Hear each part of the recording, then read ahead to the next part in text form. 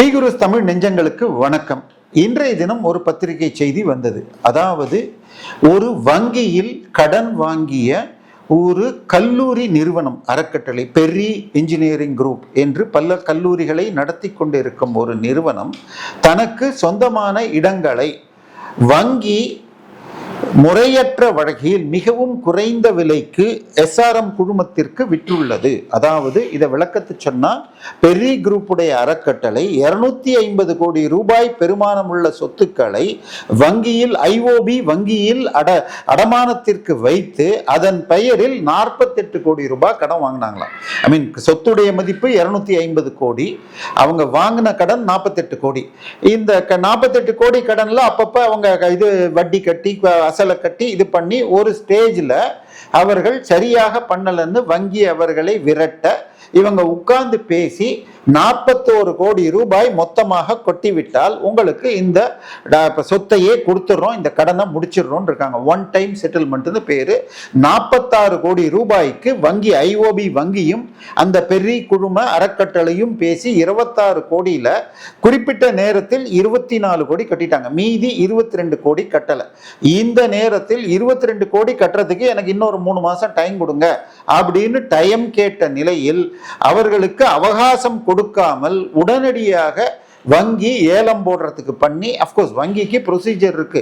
அந்த ப்ராப்பர்ட்டிக்கு ஒரு பேங்க் வேல்யூரை வச்சு வேல்யூவேஷன் பண்ணி அதுல குறைந்தபட்ச விலையில போடுவாங்க. இப்ப 46 கோடி ஒத்துக்கிட்டதுல 24 கட்டிட்டா 22 தான் பாக்கி.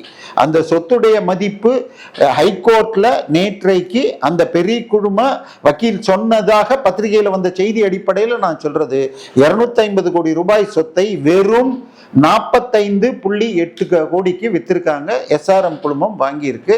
ஸோ இதை அந்த பெரிய குழும வழக்கறிஞர் என்ன சொல்லியிருக்கார், ஐஓபி வங்கியில் சில முக்கிய மேனேஜர்களும் எஸ்ஆர்எம் குழுமமும் ஒரு சதி செய்து 250 கோடி ரூபாய் சொத்தை 46 கோடி ரூபாய்க்கு வித்திருக்காங்க. இதுல சிபிஐ விசாரணை நடத்தணும் என்ற கோரிக்கையை ஹைகோர்ட்ல திரு ஜஸ்டிஸ் இளந்திரையன் கீழே வந்த பொழுது அவர் ஏற்றுக்கொண்டிருக்கிறார். இப்ப 250 கோடி ரூபாய் அந்த சொத்தின் மதிப்பு என்றால் அப்ப ஒரு பேங்க் வேல்யூவர் கொடுத்திருப்பார்.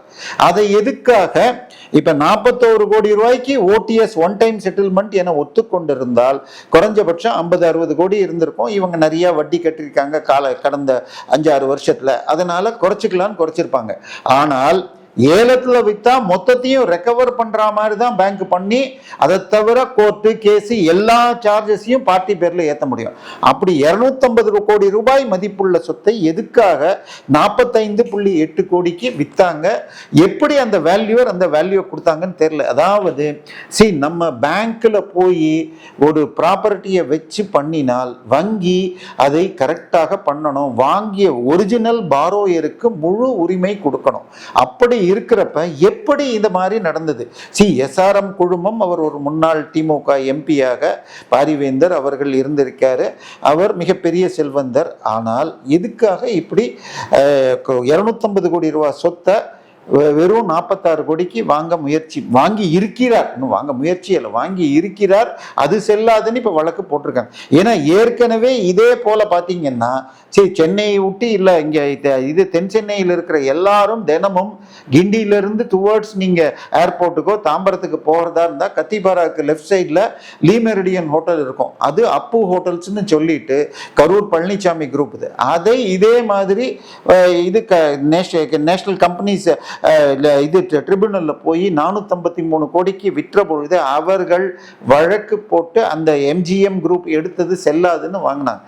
தயவு செய்து இப்ப இந்த இதுவா இருக்க பெரிய குரூப்பாக இருக்கட்டும் அல்லது அந்த அப்பு ஹோட்டல்ஸா இருக்கட்டும், அவங்களுக்கெல்லாம் பெரிய பெரிய வழக்கறிஞர்களை வைத்து இது பண்றதுக்கு இருக்கு.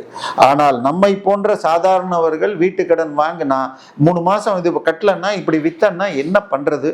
ஸோ இந்த ஐஓபி எஸ்ஆர்எம் இந்த வழக்கை முழுமையாக ஆராய்ந்து இதில் யாராவது தவறாக திட்டமிட்டு ஃப்ராடு பண்ணி இருந்தால் அவர்களுக்கு முறையான தண்டனை கிடைக்கணும். ஏன்னா மக்கள் எல்லாரும் ஒரு பேங்க்லேயும் நம்ம பணம் இருக்கு.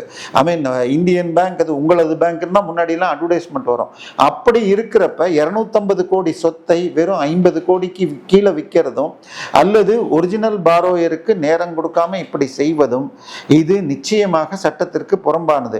ஏன்னா கடன் வாங்கினது 48 கோடி, ஓடிஎஸ் ஒத்துக்கிட்டது 46, ஆனால் வித்தது 45.8ன்னு சொன்னால் அப்ப இந்த பாரோயரை விட இவருக்கு பெனிஃபிட் பண்ற மாதிரி இதுல அந்த விலைக்கு தவிர அந்த மேனேஜர் ஐஓபியில் யாருக்காவது வேறு பலன்கள் தந்தார்களா என்ன இதுவுமே புரியவில்லை. இதை 40 கோடிக்கு மேலெல்லாம் போனால் ஐஓபியிலையும் குறைந்தபட்சம் போர்ட் மீட்டிங்ல வச்சு அதை ஓகே பண்ணியிருக்கணும். ஆத்தரைஸ்ட் ஆஃபீஸர் பவர் இருந்தாலும் இவ்வளோ பெரிய லோனை க்ளோஸ் பண்றதுங்கன்னா ஸோ எப்படி இது போல முறைகேடுகள் நடக்கிறது. ஸோ எஸ்ஆர்எம் வெர்சஸ் பெரி இன்ஜினியரிங் வெர்சஸ் ஐஓபி என்பது ஒரு முக்கியமான வழக்கு. மக்கள் டெபாசிட்ல நடக்கிற ஒரு பேங்க் ஒரு தனியார் குழுமத்திற்கு லாபம் செய்வதற்கு உதவி செய்ததா, இது முழுமையாக சிபிஐ விசாரணை செய்து வெளியில வந்தாதான் நமக்கு புரியும். இது ஒரு வித்தியாசமான கேஸ். வங்கிகள் இந்த மாதிரி செய்வது தடை செய்ய வேண்டும். எனவே இந்த வழக்கின் அடுத்த முன்னேற்றங்களை நாம் வரும் காணொளியில் காண்போம். நன்றி, வணக்கம்.